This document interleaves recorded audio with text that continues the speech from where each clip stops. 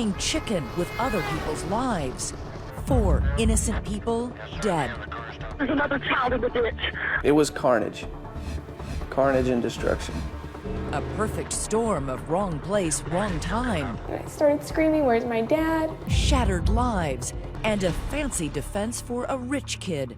Affluenza. Too pampered for prison? Affluenza. Affluenza. Es la affluencia. This is preposterous. When a teen with blood on his hands and money in his pockets didn't serve jail time. I am sickened by this judge. Up to that point, life has just told him, you can get away with it. The question on everybody's mind. Where were his parents? Tonight, they are here with their son, for the first time on camera answering from the hot seat in exclusive deposition tapes. Tell us your name, please, sir. Ethan Couch. Tanya Couch. Frederick Anthony Couch. Did they shower him with everything except the word no? A case of affluenza. Good evening. It was the single word that set off a national firestorm in a case settled just last week. Affluenza, the so-called illness that a defense expert said should keep a rich teenager out of jail. Outrage not just at the teenager, but at his mother and father as well. One magazine cover actually branding them the worst parents ever. Tonight, decide for yourselves here when you hear from them under oath for the first time anywhere. Here's Matt Gutman. Take I-35 20 miles south of Fort Worth and you arrive in Burleson, Texas. A land of big houses and big trucks. What kind of people live here? Probably just a good, average, middle class, hardworking folks. Get up every morning, go to work. It was the night before Father's Day, and Eric Boyles was spending it with his wife Holly and daughter Shelby. Shelby and Holly called out and said, "Eric, come here." When I walked through the door, they were standing at the window to the front. Out in front of the house, a young woman driving a white SUV had spun out and was now standing by her disabled car. So the girls headed out the front door. The driver of the SUV called for help while Shelby and Holly waited with her.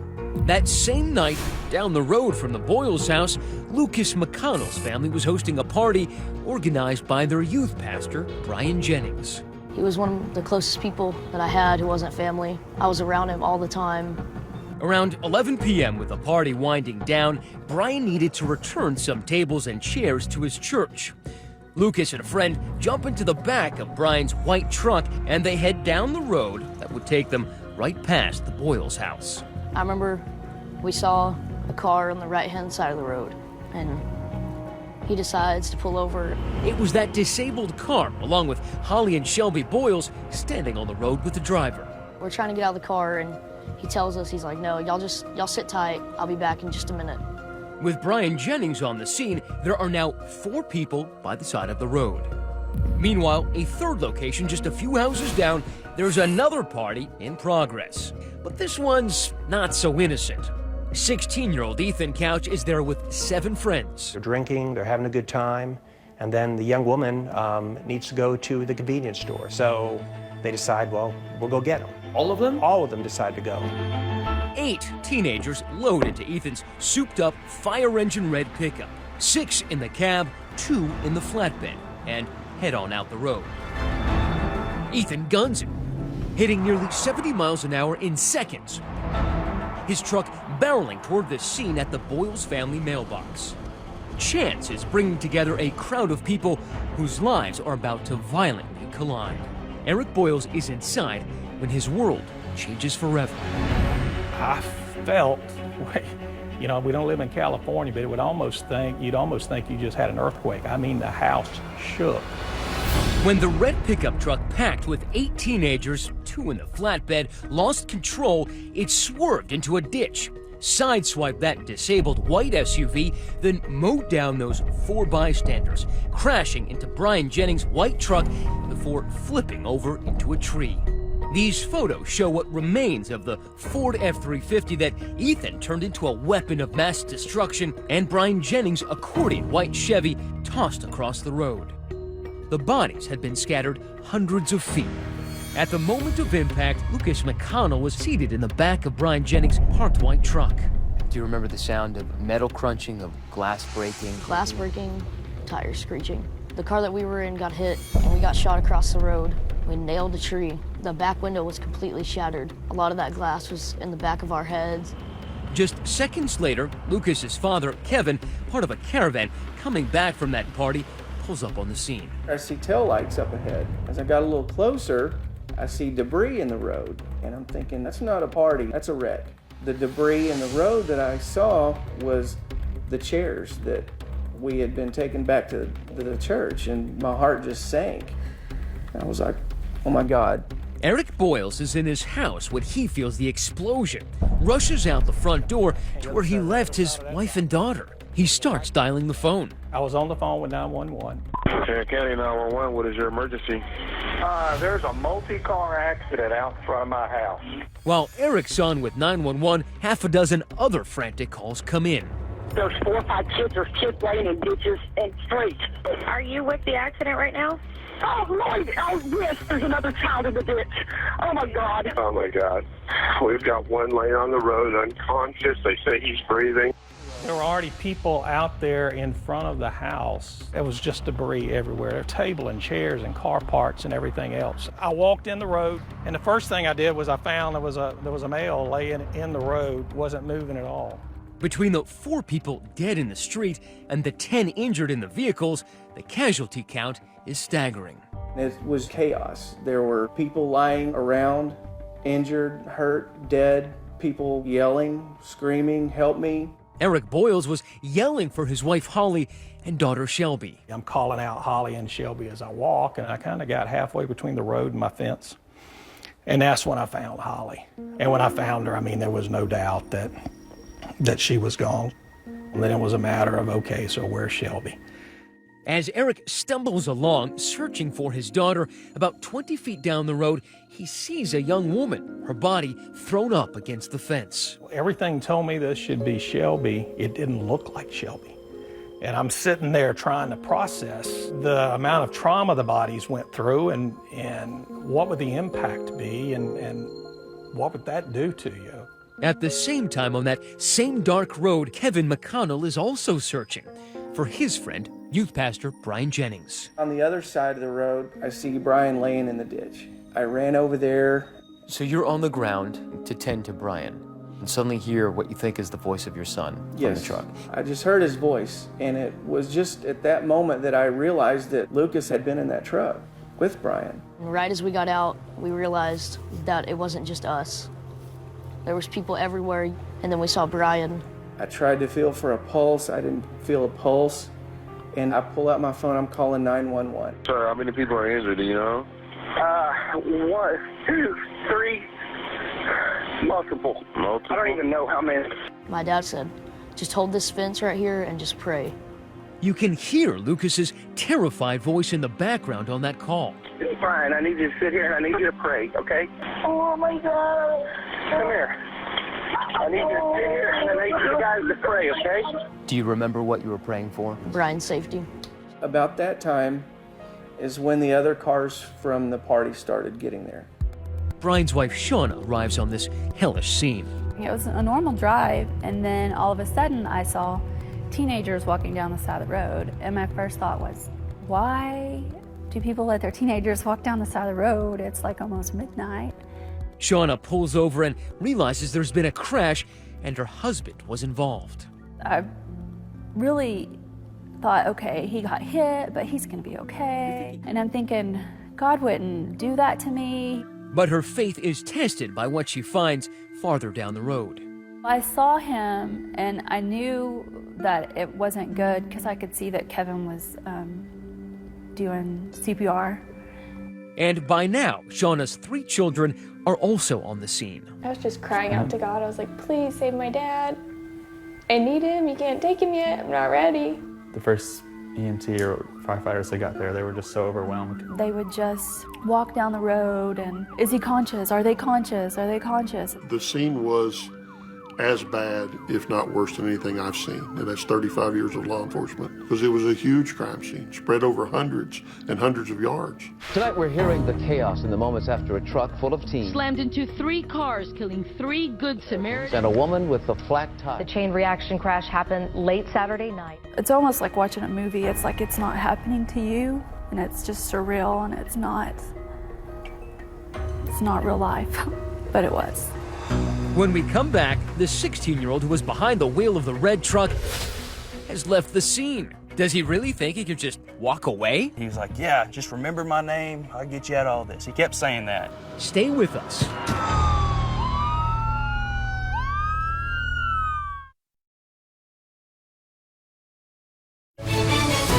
Once again, Matt Gutman and 2020. The carnage out on Burleson Redder Road looked like a plane crash. 4 people killed instantly, and over 100 onlookers, first responders, and victims' families, like Eric Boyle's, jamming the street. I've never been in the military. I've never experienced war, but I can appreciate what they go through. Local news crews capture this footage. Authorities scanning through the wreckage. They needed to find the person responsible for the crash. As it turns out, police wouldn't be the first to do that. What condition was he in? He was unconscious. Corbin Clark and his mother Shauna, 2 neighbors heading to the scene, find a passed-out teenager in a ditch, a quarter mile down the road. And I kept saying, hey, what's your name? What's your name? He'd say, what's your name? And he said, hey, man, I'm Ethan. I can get you out of all this. And I was like, I guess he thought I was involved. But he was like, yeah, just remember my name. I'll get you out of all this. He kept saying that. His name, Ethan Couch, is now one everybody in Burleson remembers. Somehow, he not only survived the crash, but managed to free himself from the mangled truck, and rather than help anyone, he walked away. The police came, and they said, we need to get you into an ambulance. Was he struggling with the officers? He kept trying to shake them off, saying, I don't need all this. Once Ethan Couch was found, the story came together pretty quickly. That shocking story would turn sadness into outrage. Get this, Ethan's a 16-year-old living the life of an adult by himself just 7 doors down from Eric Boyle's. Ethan was supposed to be cleaning up the place so it could be sold. Where were his parents? Well, Fred and Tanya Couch had already moved on up to this sprawling place in Fort Worth. A 7,000 square foot compound. Take a look at that glittering metal roof. You're looking at the Couch moneymaker. Fred's got a multi-million-dollar sheet metal business, and this estate is complete with guard towers, guest house, and a steel gate surrounding it. But the story of the crash begins to be told by Ethan's blood alcohol content. It comes back 3 times the legal limit for an adult, and that's 3 hours after the crash. Now understand, this is 3 hours of time he had for his body to clear alcohol out of his system. Speculation, what his blood alcohol was at the time of the accident is through the roof. As Ethan awakes in a hospital bed, the sun also rises over Burleson Redder Road. It is Father's Day. The next day, I find these packages where my Father's Day cards had been filled out. And my Father's Day gifts were there. But they were gone. There was no preparation, no time to say goodbyes or anything else. Out in front of Eric's house, investigators are still sifting through the crash site. Wreckage that spans almost a city block. And 7 doors down, officers pay a visit to Ethan's Burleson house. No one's home, but a trash bin brimming with cans and bottles right outside paints a vivid picture of the last night's activities. Not only was he drunk, but there were traces of THC, Valium, and some other drugs. Right, which, according to our toxicologists, were bad enough on their own, but you combine those with alcohol, just a recipe for disaster. Richard Alpert is an assistant district attorney who came onto the case just a day after the crash. The first thing we started doing is bringing those witnesses in and talking to them. Will you please state your name? Garrett Ballard. Star Teague. Garrett Ballard, Ethan's best friend since grade school, and Star Teague, a former and brief love interest, were 2 of the teens in Ethan's red truck that night. These are never-before-seen deposition tapes from a civil lawsuit resulting from the crash. Star says Ethan, Garrett, and another boy started drinking around 6 p.m. the night of the crash. All 3 of them did a shot of vanilla. I don't know what it was. So they start drinking, taking some shots, and then they decide to go pick up some friends. On the way back, they decide, well, we want to get some beer. So there's already alcohol in the house, and Ethan clearly has money, but they decide it'd be more fun to steal the beer. At the Walmart, I went in, grabbed the beer. This is surveillance video from that Walmart. Sure enough, there's Garrett Ballard and 4 other teenage boys. Then we walked out the fire exit. Ethan stayed with the vehicle, and when the other 5 stole the case of beer, they actually ran out the exit door. The teens head back to Ethan's empty house, and the drinking continues. Not just beer, but shots of the 190 proof grain alcohol called Everclear. And then the young woman needs to go to the convenience store. But even the other ones who'd been drinking knew Ethan had too much to drink, and they tried to talk him out of it. And he would have none of it. Just made him angry. With that, all 8 teenagers pile into the truck. With Ethan Couch behind the wheel, right away, things start breaking bad. Pulls out of there, and immediately, going so fast that there's stars telling him to slow down. So his response is, well, I'll just drive into oncoming traffic. So he starts playing chicken with a car in front of him. I was yelling at him, get over, you need to get over. And when he swerved, the back tires jerked. Just remember seeing something in the road, and then loud bang, and I remember being in the air. The vehicle was going about 68 miles per hour. Had Ethan ever pumped the brakes? No brakes. Never touched the brakes? No evidence of braking was there. You know, your brain, when you're that intoxicated, doesn't work the way it should. And at that point, I thought Ethan was dead. So I freaked out, and I got out of the truck. I climbed out the back, and I guess I had tunnel vision. I just took off. But for Ethan Couch, walking away from the consequences of this accident wouldn't be as easy. Not with this prosecutor determined to hold him accountable. I don't know if Ethan's life is salvageable. And quite frankly, I don't care. But this guy's about to give him the shock of his career. I think Ethan Couch is suffering from... Stay with us.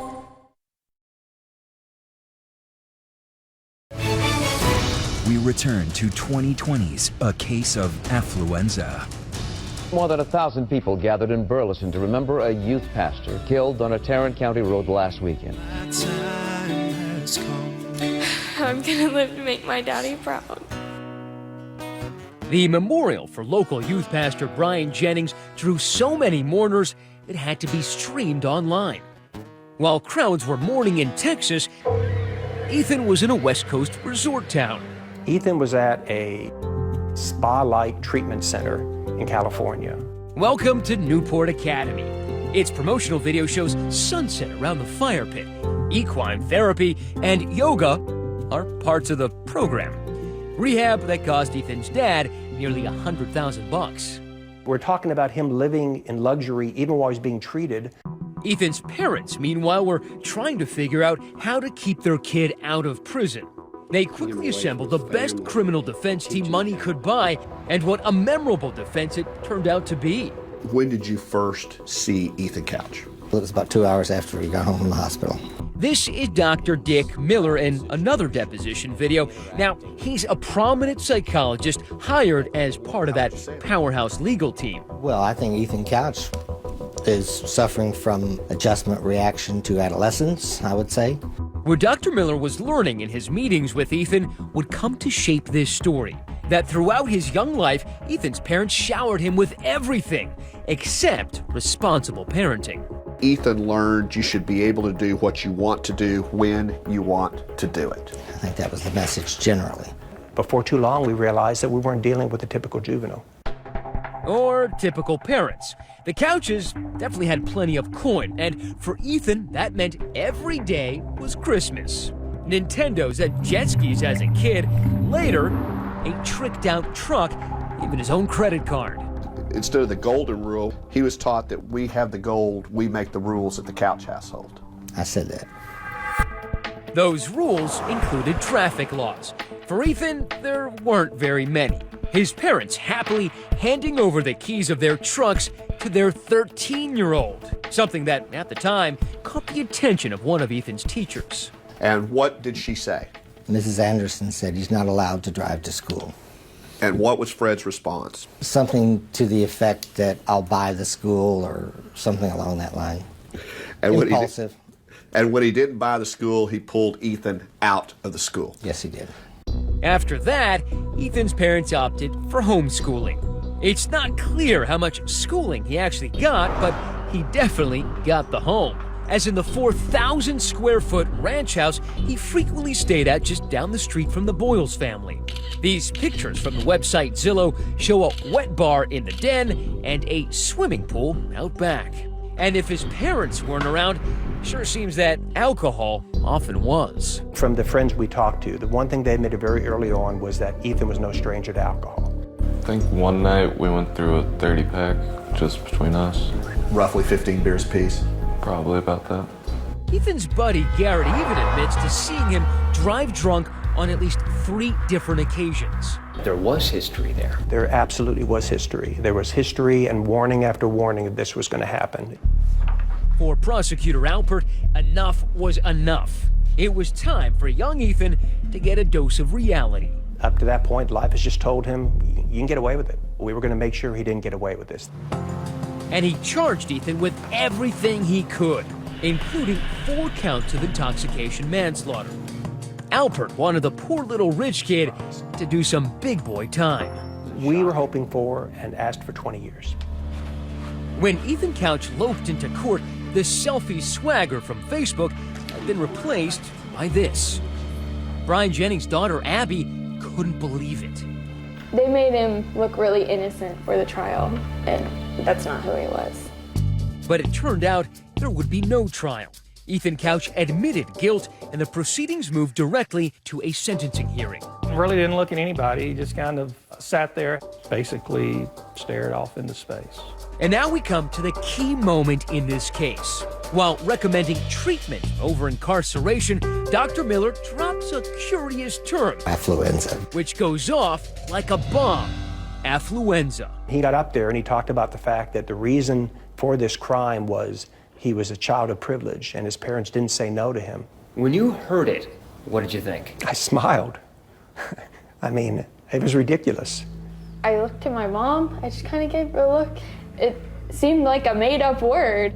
We all agreed he had terrible parents, but at some point, offering up that because he was raised as a rich kid, he didn't know the difference in right and wrong as a result of affluenza, just kind of blew our mind.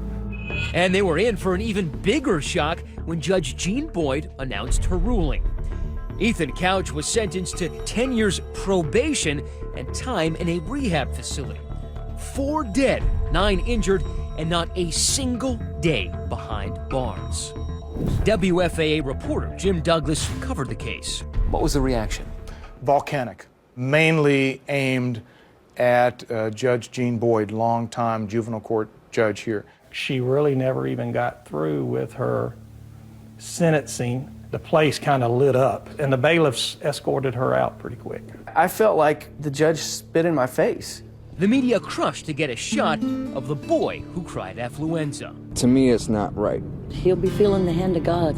Money always seems to keep Ethan out of trouble. Ethan's lawyer had a different take. We applaud Judge Boyd for having the courage to issue this sentence that's going to give Ethan Couch a chance. Now, even in a law and order state like Texas, it's not uncommon for juveniles to get rehab instead of hard time. Still, the affluenza defense and judge's sentence lit the national media on fire. Well, a verdict in Texas sparking new outrage. Shockingly light sentence in a deadly drunk driving case. Affluenza. Too rich for jail. Judge Jean Boyd said the teen wouldn't get the therapy he needed in jail. I am sickened by this judge. People wanted this judge's head. They just felt like there had never been consequences in this kid's life, and here's one more example, no consequences. Judge Boyd wasn't the only one in the public's crosshairs. So was Dr. Miller, who took to CNN to defend himself. This kid has about an 80% chance of becoming a full functioning citizen. If he goes to the jail, he has about a 10% chance. I mean, he killed 4 people. I really don't think that. I wish I hadn't used that term. Everyone seems to have hooked onto it. What he didn't anticipate was that the BS of what his opinion was going to be hit the winds and he was going to get the reaction he got, which he deserved to get. So many people were now asking, did Ethan Couch's affluence actually buy him a slap on the wrist? Maybe and maybe not, because for one family, the case was far from over. Not so fast. This is not the end of this. They were about to force the Couches into the hot seat to answer tough questions under oath. When's the last time you recall disciplining Ethan for anything? You're gonna want to hear this. Stay with us.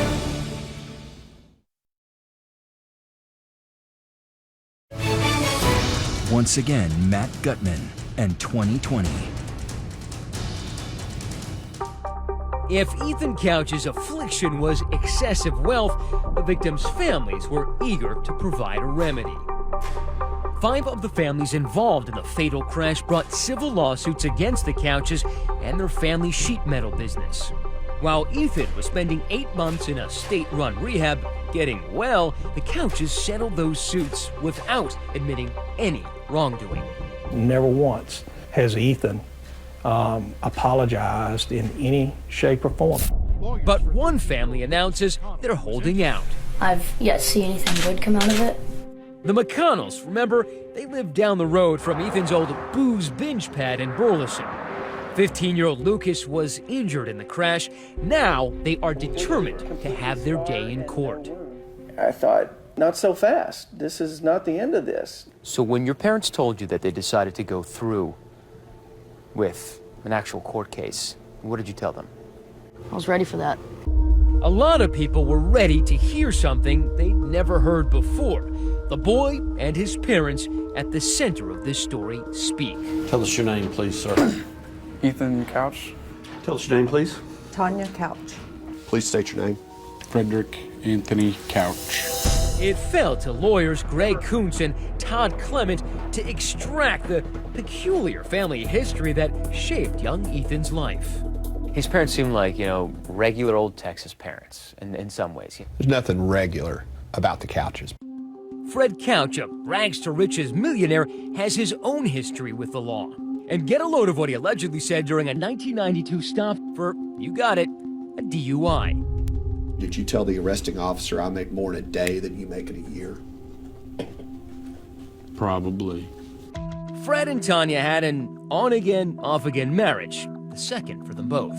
The kind of fractured family life which might require extra care for an only child entering adolescence. Instead, these lawyers say the Couches let Ethan fast forward into adulthood. People don't allow their kids to drive at 13. You understood if he was, at any time he was under 16, he was never to be driving by himself. Yes. Nevertheless, you allowed that behavior to happen, correct? Yes. I just kept asking because I wanted to, and eventually they started letting me drive just to like the corner store by myself. And then that progressed to school? Yes. Fred Couch admitted allowing Ethan to drive, but both parents say they didn't know about his regular drinking. Have you ever seen Ethan drink as we sit here today? I don't remember ever seeing him drink. Maybe not, but she definitely saw him drunk. Just 4 months before the fatal crash, 15-year-old Ethan was stopped by police at 1 a.m. relieving himself in a parking lot. Fort Worth officer comes upon him. He's taking a pee outside of a truck. There's a half-naked 14-year-old girl passed out drunk in the car. And this 15-year-old kid is just mouthing off to this officer, using profanity. His mother shows up, starts talking to him, so she clearly knew he was out there. Did you ask him where he got the alcohol and the vodka that was in the truck? No, I should have, but I did not. Why didn't you ask him where he got it to try to stop it from happening again? I don't know. These attorneys say Ethan Couch wasn't even old enough to drive, was violating as many as 5 laws that night. 5 violations of the law, and nothing's done by Tanya. Well, not quite nothing. Tanya does admit to concocting a story with Ethan to keep her husband in the dark about the more criminal details. I wasn't sure how he would react, so I didn't tell him the whole truth. Tanya told me that Ethan was peeing at the Dollar General. What action did you take? Ethan walked back and forth to work for a month. Oh, really? Do you remember any occasion where your dad punished you by making you walk to work? No. I don't remember ever having to walk to work. Ethan was required to complete an alcohol awareness course and 8 hours of community service within 90 days. Guess what? Didn't happen. We didn't do the community service. You understood, did you not, that he was likely to continue the drinking and driving if there weren't consequences? I should have known that, yes. I really didn't think that that would happen again. But her own daughter, Christy, Ethan's half-sister, warned her that, yes, it could. I just told her that I was nervous that he might be drinking, being at that house by himself, under no supervision. How long prior to the crash was that told to her by you? A week. And that same week, Ethan's friend, Star Teague, says Tanya witnessed Ethan in the house with an open beer. Do you know for a fact whether Tanya saw y'all with beer sitting there? She saw us. Tanya wanted to come in and say, you know, I was always really against drinking and driving. But then when you say, what'd you do to enforce that? There was just nothing. Zero. Do you recall ever disciplining Ethan for anything? Sometimes I would take little things away from him, or we would just discuss the problems. When's the last time you recall disciplining Ethan for anything? I don't remember. Of course, it's hard to discipline a kid when he isn't always under the same roof. Remember, the Couches were letting Ethan play grown-up by himself in the Burleson house. In your mind, it was okay to let a 16-year-old kid stay at the Burleson Retta house by himself without anyone present, correct? That 16-year-old kid, however foolish that it may have been, he seemed pretty responsible. Was there always alcohol then when you were at the Burleson location? Not always, no. Most of the time? Most of the time, yes. If there's alcohol, most of the time there was drugs as well? Yes. You betcha. Ethan rattles off a list of drugs shocking for anyone, much less a 16-year-old. I'm taking Valium, hydrocodone, marijuana, cocaine, Xanax, Vyvanse. I think I tried ecstasy once. Pretty sure that was it. Which brings us back to that deadly June night. And what was your plan? Should have a couple people over and drink. Do you recall any sort of text exchange with your mom the night of this crash? Yes. She'd just sent me a text, don't be out late and don't be drinking and driving. She was asking what we were all doing, and he was telling her, and she knew that we were drinking. She was like, well, just don't drink and drive. That was certainly thoughtful, but by now, Ethan had years of experience blowing off the rules without facing consequences. Why should tonight be any different? Do you remember pulling out of the driveway? Not really. I had just a picture in my head of just turning out of the driveway, but that's it. What's the next thing you recall? Waking up handcuffed to the hospital bed. And after all this, Ethan's father actually distances himself from the affluenza defense he paid for. I don't even know that I believe affluenza is real. 16-year-old Ethan And despite all the terrible media coverage, attorneys blame over coddling by his wealthy parents. His parents maybe need to do a little talking as well. Even being branded the worst parents ever, Fred defends his family. I don't think we're profoundly dysfunctional. Did you teach Ethan that wealth bought privilege?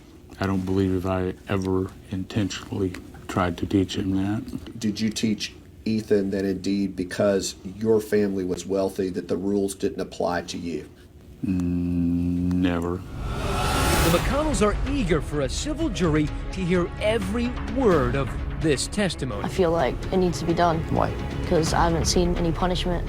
But the Couches are as determined to avoid another courtroom as they are to avoid our cameras. Mr. Couch, stay with us.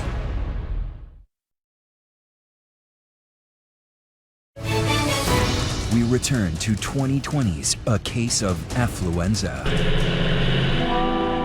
It's been nearly 2.5 years since that June night when so many lives intersected on this road.